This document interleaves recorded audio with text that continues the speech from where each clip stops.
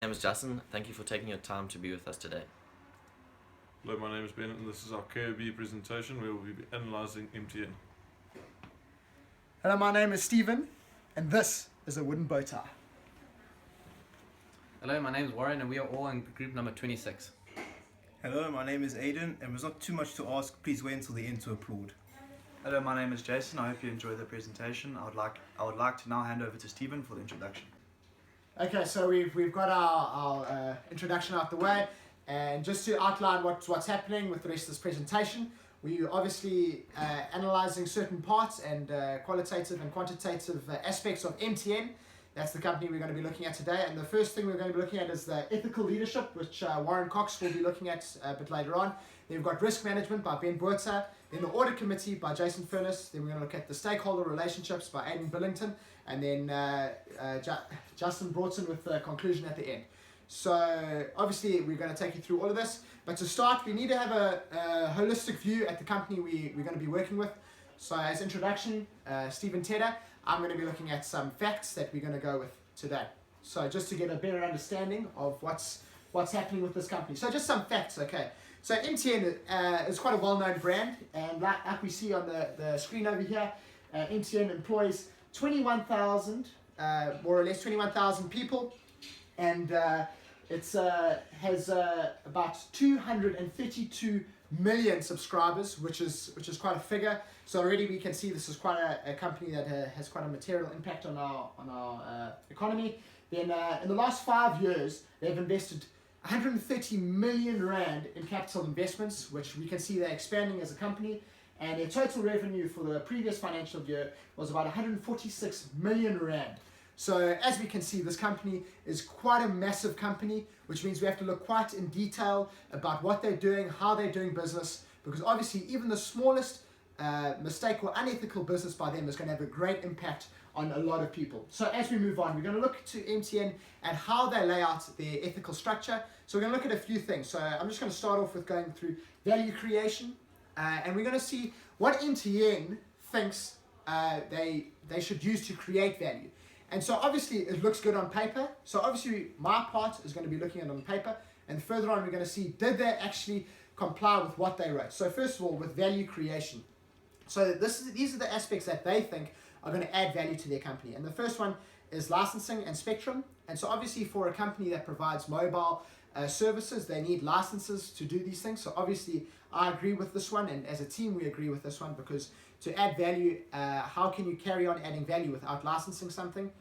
Then the second value creation they said is investment, and they need to invest in infrastructure, and like we said, they've invested 130 billion rand in the last 5 years, so obviously this is an important thing for them. Product development, they need to be on the cutting edge with all the competition out there, so this is obviously going to add value to their company. And then sales and distribution, to getting their product out there, getting it marketed, getting it bought. And then customer experience. So we want to see, are the customers enjoying their experience? So obviously that's important for them. The one thing that I did feel that they left out of this, and we'll have a bit look at it later, is their public image. We think as a group that public image is really important, and I think they've left it out of these value creation opportunities. So we're going to have a look at that later as we go through more in detail about that. So moving on, we're going to look at how MTN sees determines whether something is material in nature or not. So it's pretty self-explanatory. So if you don't mind me just reading a bit here. So the first thing they said ensuring sound governance, ethics, legal compliance, and overall regulation challenges. So obviously for them, if they break the law, this is a material factor that they need to consider. So I think this is important. Then the next thing is political and economic developments. And obviously with the changing society we have at the moment and the political status we have in this country, it's very important for them to determine whether their decision is material or not based on that. The increased competition, they need to determine that. And then operational execution, management and changes in key marketing and employment engagement. So that's quite a wordy one, but basically whenever there's a change in management or change in structure, they need that is a material factor that they need to consider, which I agree with. And then delivering consistent and distinct customer experience. Again, the customer is king, and they need to decide whether they are taking into consideration the customer. And then the final one that they put is managing stakeholder relationships. And part of the auditing environment, we figure that that is a very, very important part. Okay, so moving on to how MTN is going to strategize all of this and the strategies and the steps that they put in place to do all of these things. So their strategy to better their business is the first one is creating and managing stakeholder value. Again, the stakeholder, customer is king. And then innovation and best practice. So obviously they need to be on the cutting edge of what they do and how they do it. So that's that point. Then the third one is creating a distinct customer experience. Again, getting the customer involved and making them happy. The fourth one is driving sustainable growth, which we think is something that has developed over the last few years.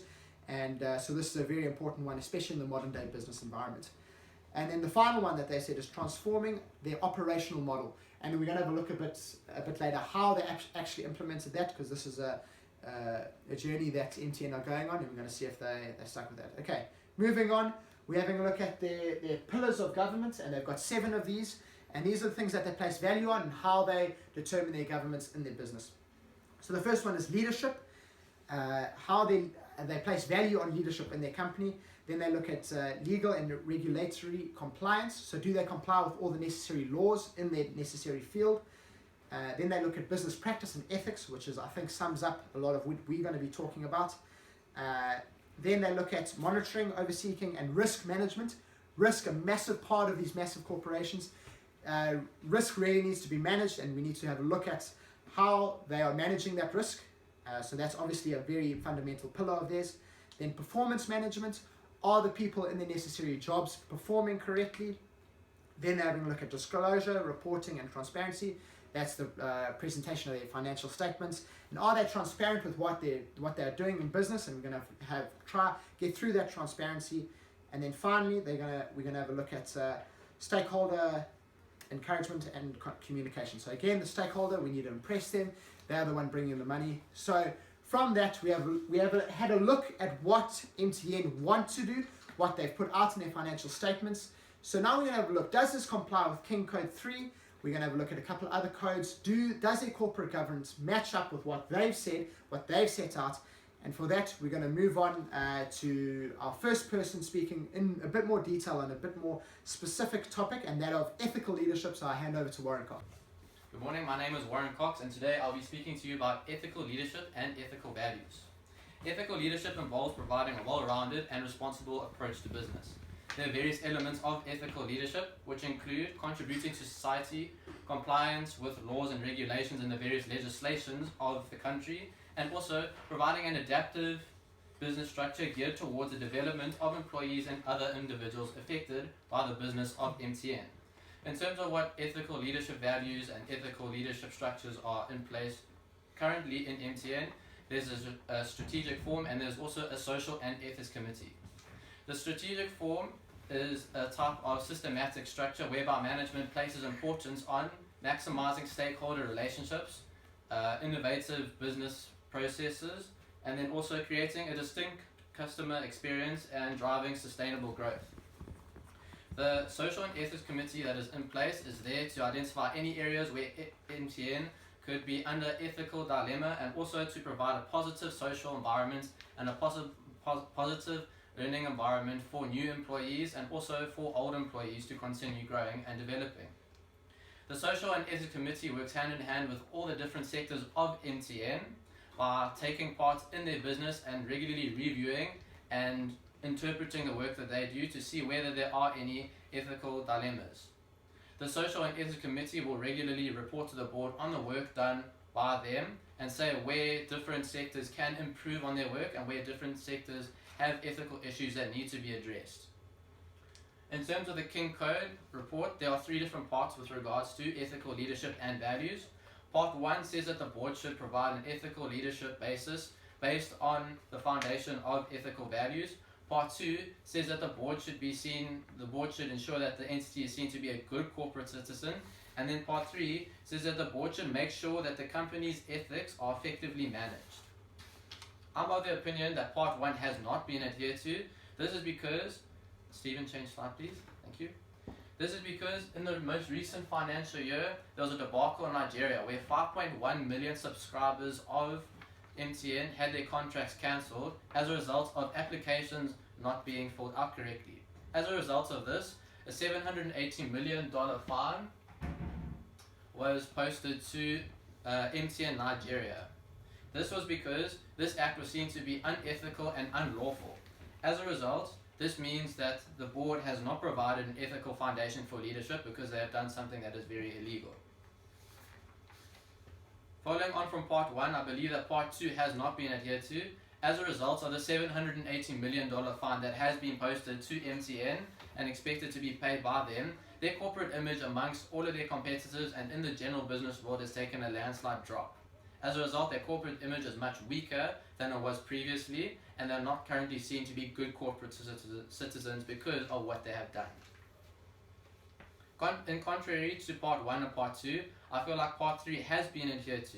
The reason for this being, the Social and Ethics Committee is currently in place, and they do currently report to the board on all of the work that they do and all of the work that the different sectors of business are meant to be doing.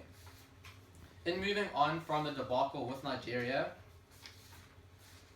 I believe that the management team should try and pay the fine as soon as possible in order to ensure that the fine does not grow in any way or accumulate any interest.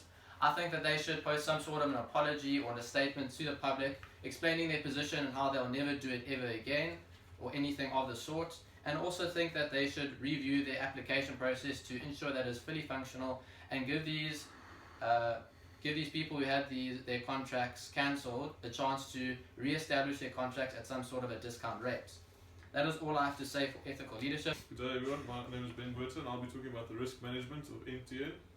The MTN Group's King 3 in the following way. The Board of Directors have delegated risk management to a committee. According to King 3, the committee should consist of at least 3 members. The risk committee should also be the majority of independent members, and the chairman should not be a member of this committee. In MTN's case, it has 6 members, and of those 6 members, 5 of them are independent. MTN applies King in the following way. The board should be responsible for the governance of risk. I said that was applied. MTN has listed its own framework of identifying risk, and they have 23 principal risks which have been addressed. The board should determine levels of risk tolerance. As Stephen said, they have a framework to identify materiality and to see whether it will be a problem or not. The risk committee or audit committee should assist the board in carrying out its risk or responsibilities. Jason would be addressing the risk part of the audit committee, and what I could see from the risk part, the risk committee has addressed it. The board should delegate the management's the responsibility to design, implement and monitor the risk management plan. I said that was implemented.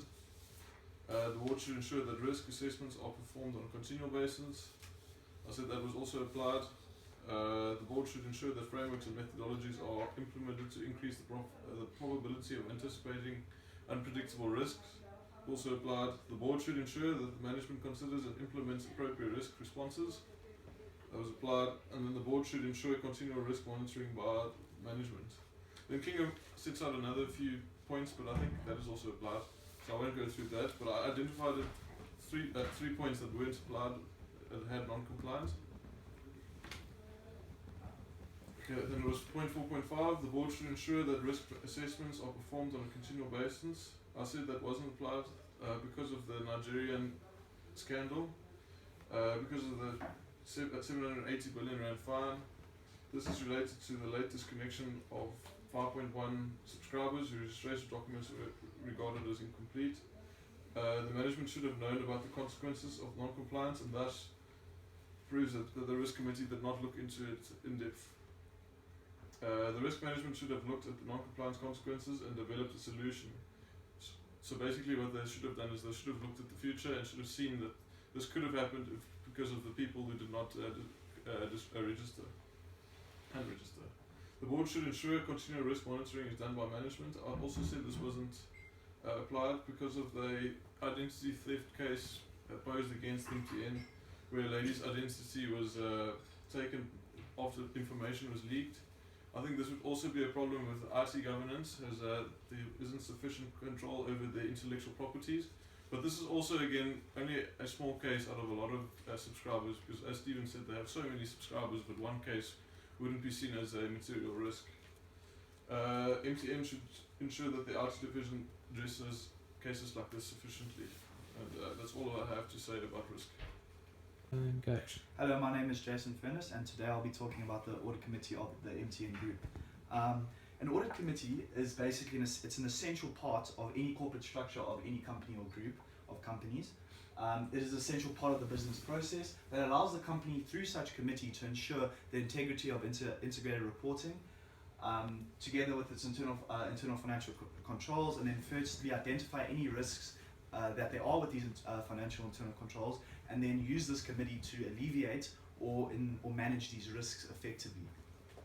What the MTN Group Audit Committee explained in their corporate governance report was that the committee helps the board of directors perform their duties by safeguarding the assets of the group, monitoring operations, the financial systems, the internal controls, procedures with regards to financial controls, and preparation of financial statements and any related financial reporting in accordance with auditing or accounting standards. And then what I did is I looked at the integrated report, the financial statements, and with the King Code, I tried to look at anything that I found that they did not comply with and what they stated in their governance report. As an audit committee it's one of its main functions, or two of its main functions, are to provide external and internal assurance. Internal assurance meaning that the audit committee should satisfy itself of the expertise, resources, and experience of the company's finance function. And in the report, in the governance report, the audit committee did review the performance and competency of the group's chief financial officer and has disclosed the results in the integrated report. Therefore, they have complied with such requirements.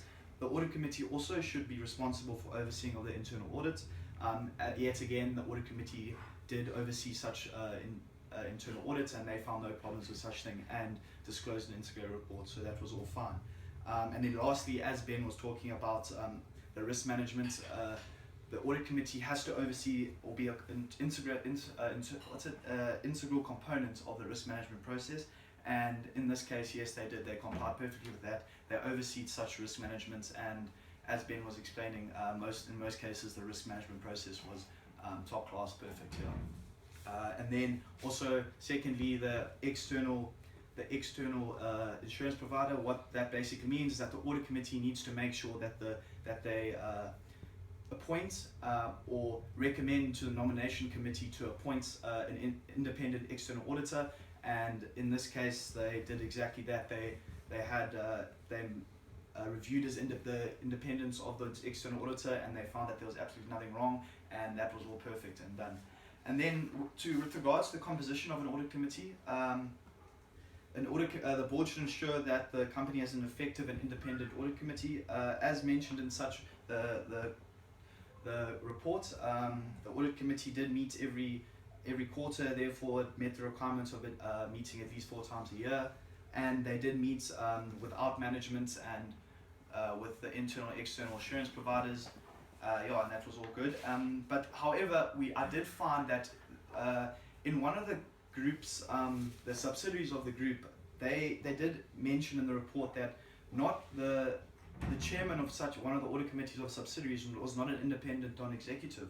And one of the requirements of King Code is that an audit committee members should be suitably skilled and experienced independent non-executive directors.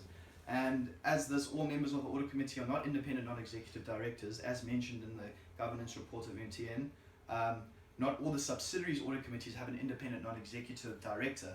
In order to be chairman of an audit committee, one must be a member of the audit committee. One can therefore assume that not all members of the audit committees of the group are independent non-executive directors. Therefore, that is a non-compliance with the King Code. I would recommend that the board of each company within the group should make it a priority to appoint an independent non-executive directors at the next respective board meetings to ensure compliance with such principle in the King Code.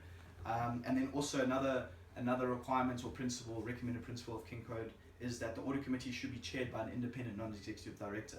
And as mentioned above or before, the subsidiaries are not all subsidiaries are chaired by an independent non-executive director, even though the holding company meets the requirements. So the MTN Group's holding company meets such requirements. Not all the subsidiaries are chaired. Therefore, the boards of the companies in the group should make it a priority at the board meeting and the board meeting agenda to appoint independent non-executive chairmen of the audit committee. Yes, and that's all I have to say about audit committee. Thank you very much. Good morning, everyone. Hope you're all well and that you're all enjoying the extended break. If you really enjoy what I'm saying, feel free to click the like button below. We'd really appreciate it. I'm Aidan Billington and I'll be addressing the stakeholder relationships with regards to the MTN Group. As you can see, MTN has a significant amount of stakeholders, which all play a vital role in the effective operations of the company. Therefore, it is fundamental that MTN should have a solid, well-established system in which to deal with these stakeholder relationships. Next slide. Okay. In the previous years, MTN has not managed its stakeholder relationships very effectively and has had many issues with the stakeholders. This is largely due to the fact that they do not have appropriate policies and procedures in order to deal with these stakeholder relationships. Most notably, as Warren mentioned before, it had a dispute with the industry regulator of Nigeria with a fine of about $780 billion. This was due to them not disconnecting unregistered SIM cards from the local network in the correct time. This has had a large negative impact on the profitability of the group, and shows just how important it is to have a solid, professional relationships with your stakeholders. However, during the previous year and the current year, MTN has embarked on a new strategy to handle stakeholders. It has implemented a quarterly reporting protocol whereby it splits every stakeholder into 10 groups, and then each operating company's corporate affairs manager implements greater monitoring and measurement of stakeholders. This has allowed for more delegation to management to ensure that stakeholders are thoroughly well managed. This was done as the group realized just how important stakeholder perceptions affect the company's reputation. The quarterly reports are then reviewed and discussed by the group's Social and Ethics Committee, and then issues are raised at the board meetings. Adding to this, the group has also implemented regional reporting and support under 3 regional vice presidents, who have reputation and stakeholder management as key performance indicators. This has allowed for a more segregated approach to the handling of the shareholders and allows for wide examination of the group's stakeholder relationships. Despite the group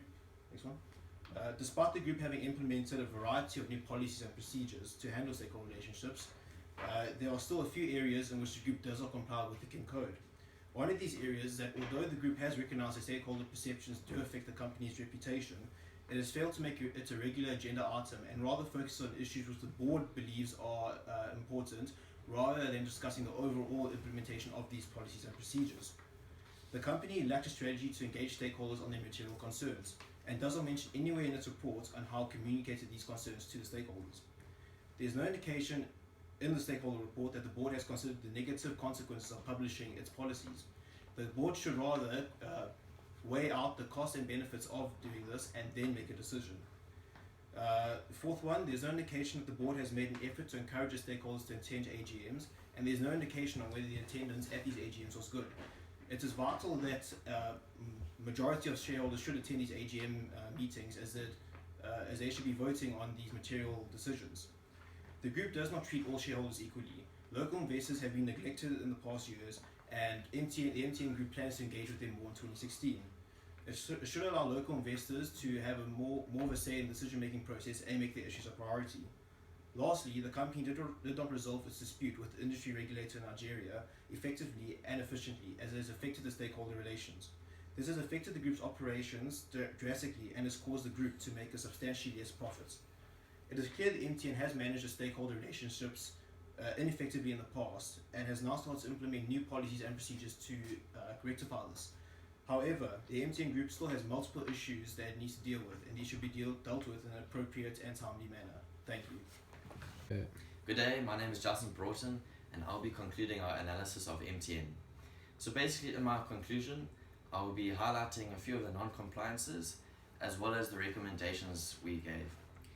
So first of all, the non-compliance with regards to risk management is that the board does not ensure that risk assessments are performed on a continual basis, nor do they ensure continual risk management is monitored by the management of the company.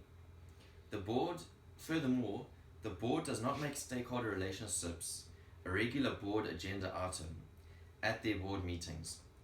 Furthermore, no strategy is developed nor policies formulated to manage these relationships. Hence, the board does not consider whether it is appropriate to publish these policies. The board makes no effort to encourage stakeholders' attendance at AGMs, which is vitally important for the success of the company. The board does not ensure equitable treatment of shareholders, and furthermore does not treat all holders of the same class of shares in the same way. The board does not ensure that disputes are resolved as effectively, efficiently, and expeditiously as possible. There are two non-compliance issues with regards to the audit committee, or the audit committees of subsidiaries as well.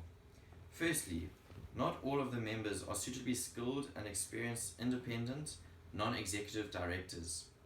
And at one of the subsidiaries, as mentioned by Jason Furness previously, the audit committee is not chaired by an independent non-executive director.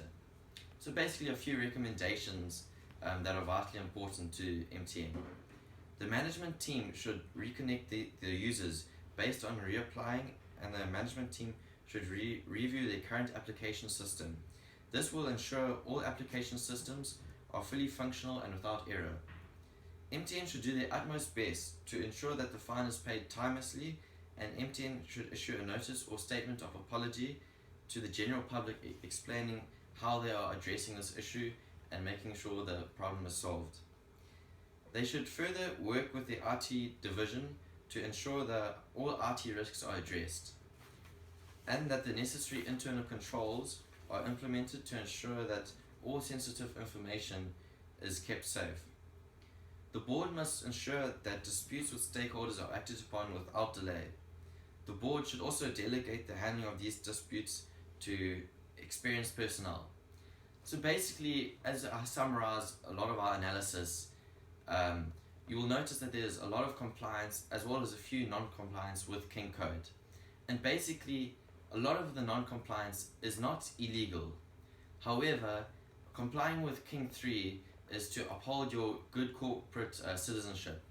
Basically, this is just to make sure that the wider general public, as well as all your stakeholders, know that you are a reliable company with good ethical leadership, a good audit committee, as we have analyzed previously. So basically, this, as I said, is not illegal and they can continue doing this, but it will be in their best interest if they can comply as much as possible with the King 3. Therefore, it is in their best interest to minimize all these non-compliance issues, to get it as perfect as possible to be a good corporate citizen. I would just like to take this time to say thank you for viewing our presentation. We really are glad you could take your time out of your busy work schedule and actually be part of this today. Thank you.